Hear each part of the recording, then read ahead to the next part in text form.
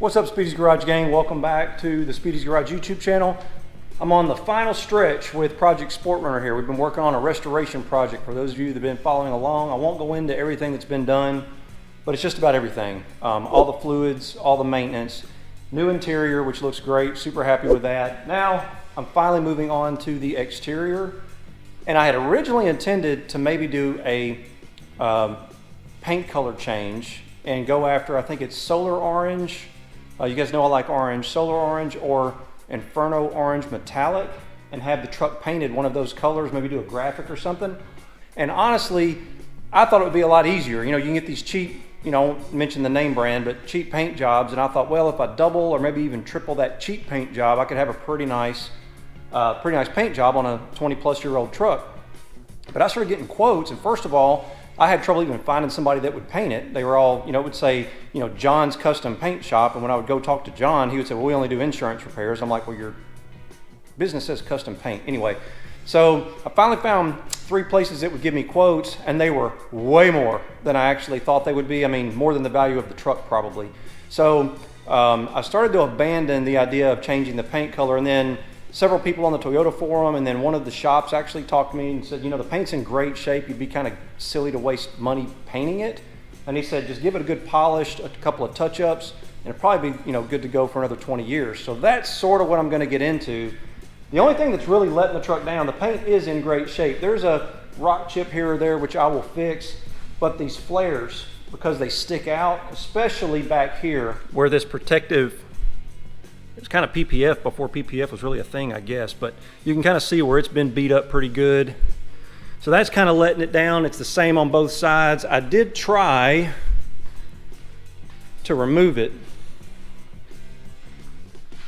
and the paint starts to come off with it. So you're kind of in a bad spot with this stuff after it's been on here for 20 plus years like mine has. So my plan is to start by removing these flares, which I had hoped would be easy with just some bolts, but it's not. There's rivets and plastic clips and all kinds of stuff involved there I'm gonna have to deal with. And I'll need to replace this trim strip. And I believe, if I looked at the part numbers right, these trim strips, not super expensive. It's sold by the foot, I believe. I need to get it, and I'll get into all that in a little while, but I think it comes color coded to the truck. So I'm gonna start by trying to get these flares off of here.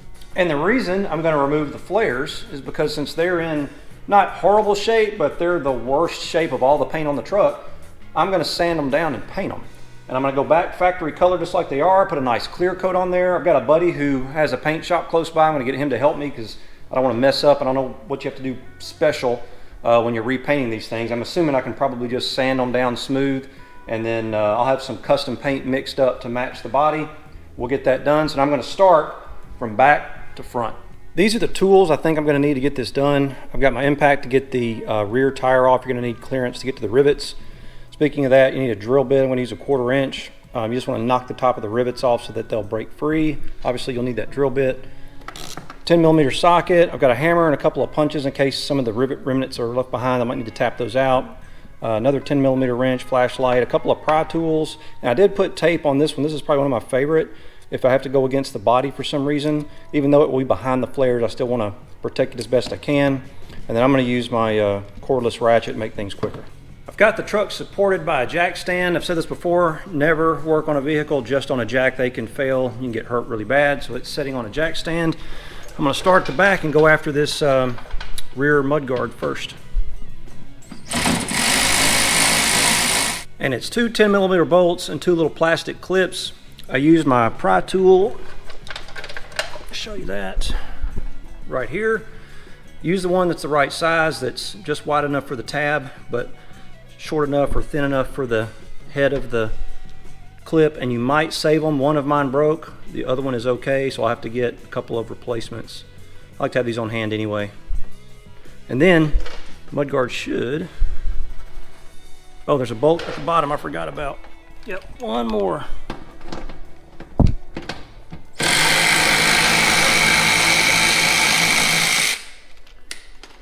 Now it should, yep, there we go. All right.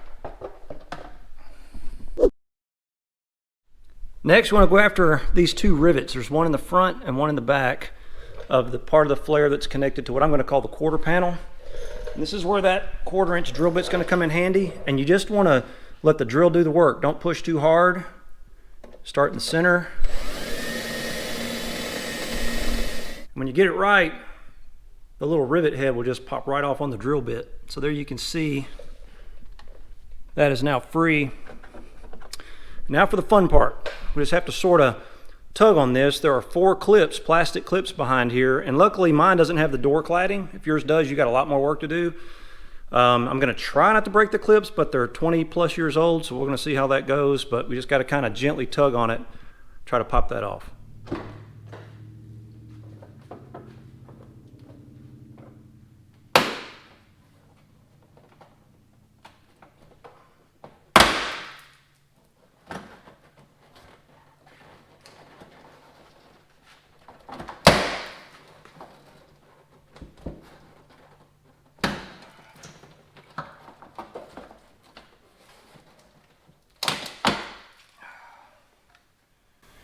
Yeah, my clips are really old and brittle, and all of them broke. So, oh, one didn't break. Got one. So I'll probably replace all of them anyway. There are only 4, and the tops popped off the rest of them. Now I'll use my pry tool and pop the rest of those out.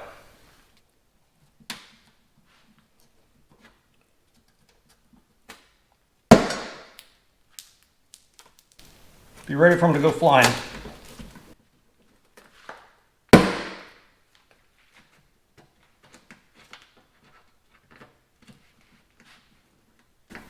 If you need one of these, I'll leave a link in the description.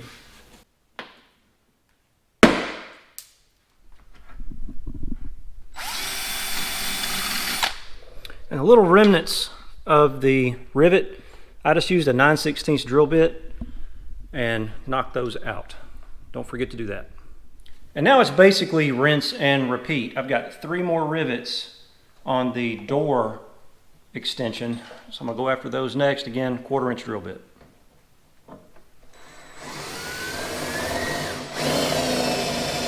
And if one of the rivet heads starts to spin and give you trouble, just take a flathead screwdriver, put some tension on it while you drill the rest of it out, and it'll hold it still. I had this one down here start to spin on me, that's all I did. Just put a screwdriver on it like that, finished it up.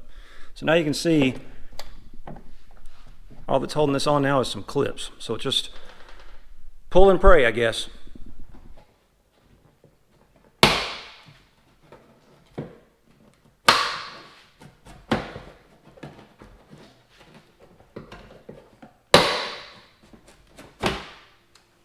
And this is where I recommend making really good notes, or better yet, just take a photograph, take a picture, so you remember you had a blue clip and 2 reds. I don't see anything else on that. There's where the 3 rivets were. And they actually stayed, the remnant stayed in the flare. So I'm going to use that 9/16 drill bit and just drill on those a little bit till they fall out. And my clips did break, which I figured they would. So like I said, these are old. Sometimes to get these out, you can just turn them. So I'll probably use a little wrench, try to turn it, and they'll slide right out. If they don't, then I'm gonna use that same method where I'll use my puller or my pry tool, get in behind it, pop those out.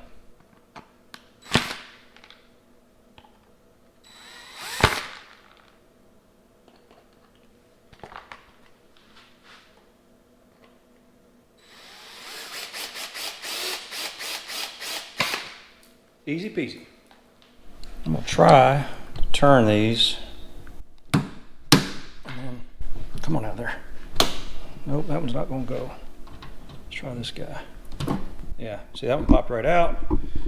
See how we do with this one. Yes, so one, we'll have to pry out.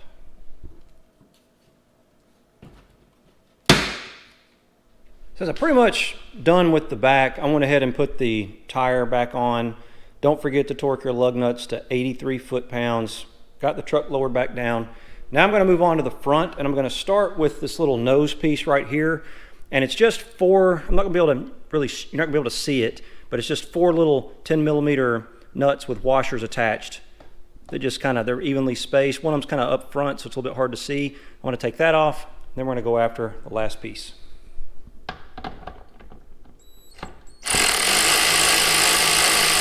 Once you got the little 10mm nuts removed. This will just pop right off. You can kind of get an idea of what it looked like on the back. And to finish up, it's just some more 10mm bolts. I've got an extra one here because of this mud flap I'm gonna have to take off for mud guard, but there's really like 5. Let's see, 1, 2, 3, 4, 5, 6, I believe. I'll count them at the end.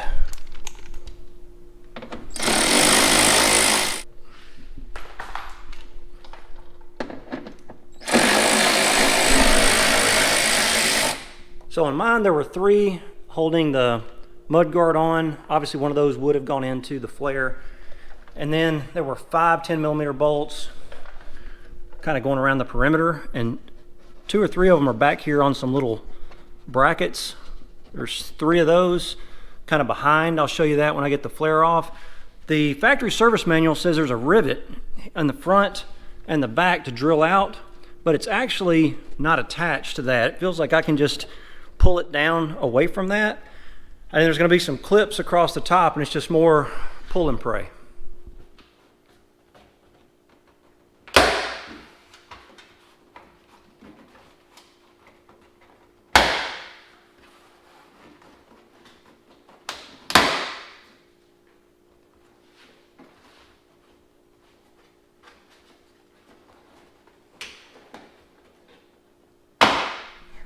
Here are the little tabs I was telling you about on the back side of the front flare. So just be aware of those. You don't want to break them, obviously. So now I've got all of these removed. Next step is to get them really, really clean. I'm going to clean them up really well, and then get with my buddy that has the paint shop and find out what we need to do to get them prepped and painted. And I'm going to also replace this little protective film piece. I'll remove the rest of that, and I'll get some new film to put that back like factory. I'm going to get this all cleaned up. That is about 22 years worth of gook.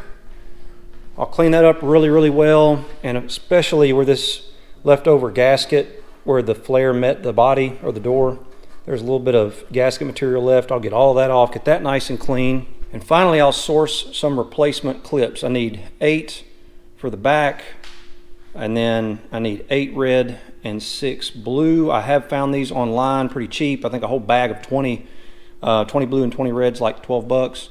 I'll try to locate these. I'm sure I could find those as well. If I can't, I'll need 8 of them from the dealer, and they're probably $1.50 a piece. Not terrible, but no way I was going to save these being so old. And if you had the extra pieces that went down the door, what I recommend is just stay as close to the tabs as you can. If you have the factory service manual, you can kind of see where they are. Just keep your hand as close to that as you can, and you can pop them out. You're probably not going to save the clips. Unfortunately for those, there's a whole bunch of them. I think there's like 30 on each side, so there's a bunch of those clips. I'm glad mine doesn't have the door things, but if yours does, you can try to stay close and not break them, but if they're old like mine are, plan on replacing them. Now that they're off, I've got to get them prepped and ready for paint, because honestly the outside of the truck looked really, really good from a paint perspective. The flares are just a little bit beat up, especially where they put this clear protective film. Hopefully you can see that. Over time it cracks, and then where the rocks hit it, it cracks even worse. And unfortunately I started sort of peeling some of that off, and it's taking the paint off with it. So we're gonna have to do a little bit of work here to get this prepped for paint. I'm gonna show you how to get it done. I'm going to start with a heat gun. That's going to be one of the things you need. And then the secret weapon, plastic razor blades. I'll leave a link in the descriptions of these. Super cheap, but that way you don't gouge the plastic, but you can get that clear protective film off. And finally, we're going to have to wipe it down with some acetone, because I did a little test spot, and after this material comes off, it leaves behind a thick glue. So, and when you start wiping it down with acetone, I suspect that when Toyota made these flares, they probably stuck that clear film on before the paint was fully cured. Either that, or the glue is just caustic enough that it gets into the clear in the paint and binds with it somehow. Because when you peel this thing off, as you're going to see, the paint's going to come off with it. So let's get started. And you don't need to get it super hot. I've actually got the heat gun turned down. You just want to get it warm, and that'll help the pieces come off in large chunks, like you can see. A hairdryer might even do it.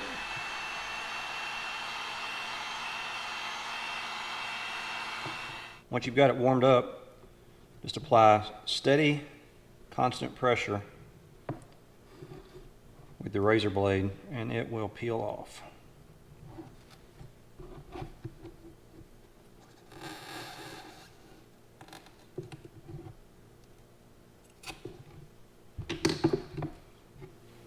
You can kind of see what I'm talking about. You see how it's leaving behind some glue, and you can see where it's actually taking the paint with it.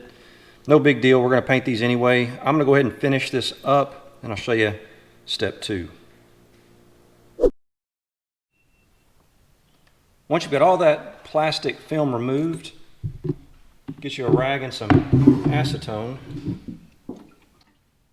And all you have to do is just start to gently wipe the glue off, and you'll start to notice the paint's going to come off too, but don't worry about it. We're going to paint these anyway. But all this glue has to be gone, and you really don't want to sand it off because the glue will actually clog up the pores of your sandpaper. Make that job a lot harder than it needs to be.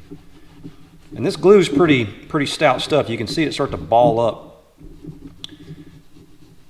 You just want to wipe it till it's all gone, and this will be relatively smooth. You can see there that glue's coming off. This will be relatively smooth when we're finished.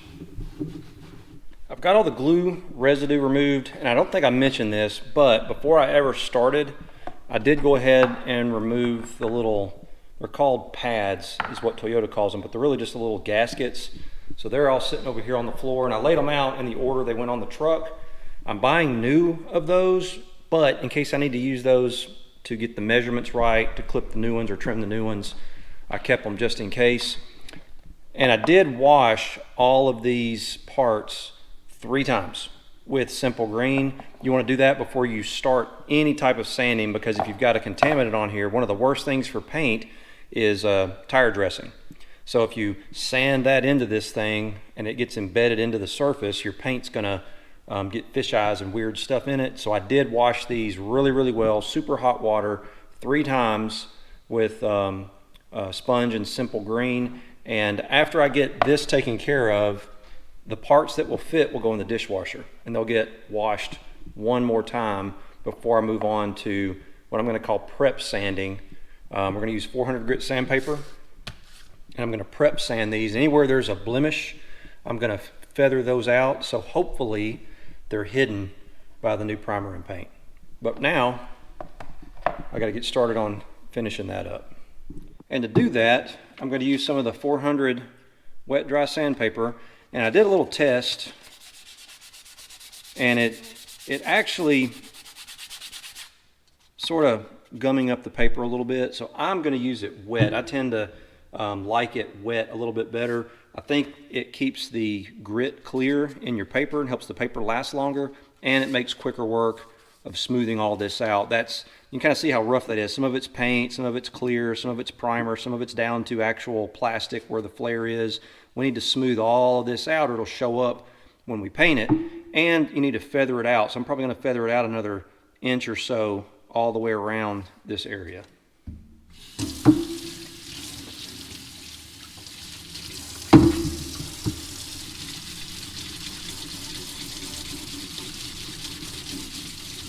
Yeah, it goes a whole lot faster when the paper's wet.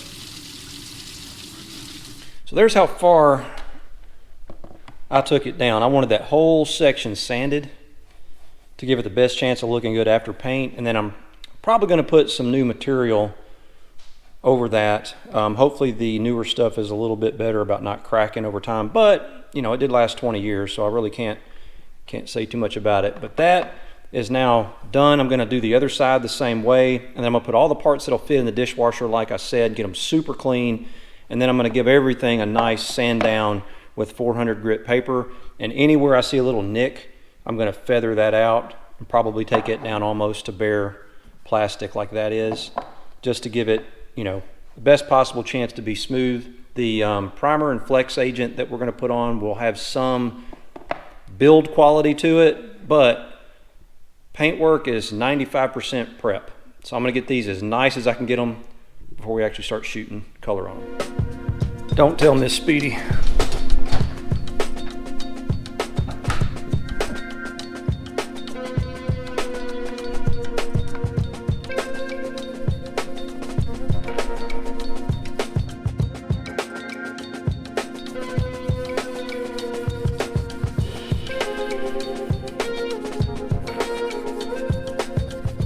spent a ton of time sanding these because, like I said before, about 95% of your paint job is the prep work that you do.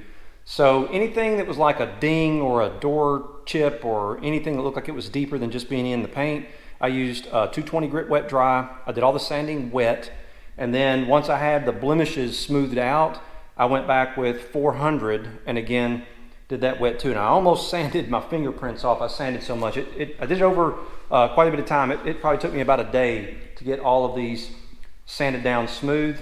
I did have one tab that broke, and I'll show you what I did to fix that. I noticed this one tab had broken right here at the top. You can kind of see how they connect, and they're sort of open on the side. I don't know if you can see that or not. But I went and, you know, JB Weld makes good stuff, but I've tried the regular JB Weld before on something like this, and it didn't really work that well. I don't think it was strong enough, or maybe it was too flexible.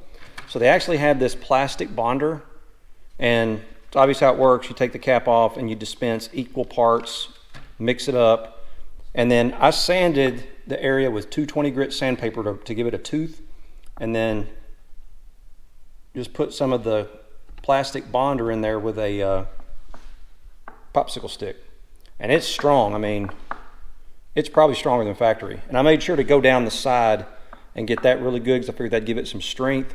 But that's how I fixed that.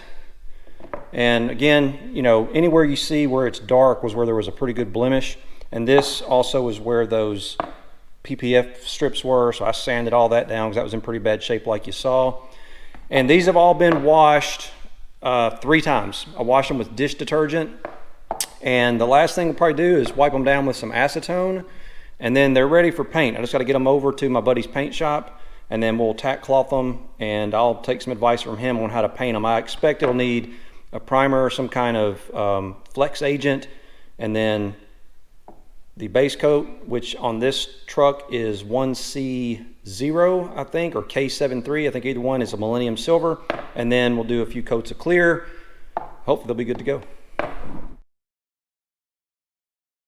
Well, it's been a couple of weeks, and as happens sometimes, schedules don't line up when I'm dealing with an outside party. I had hoped to be able to show you guys a little bit of the paint process on these flares, how we sealed them, put some flex agent in the base coat, or I'm sorry, the primer and the clear coat, and kind of show you some of that. And I've done a little bit of painting before, and I actually really enjoy it, but I've always done solid colors on like a hood or a fender, and then clear coat, and that's pretty straightforward once you get your mix and your air pressure set up right.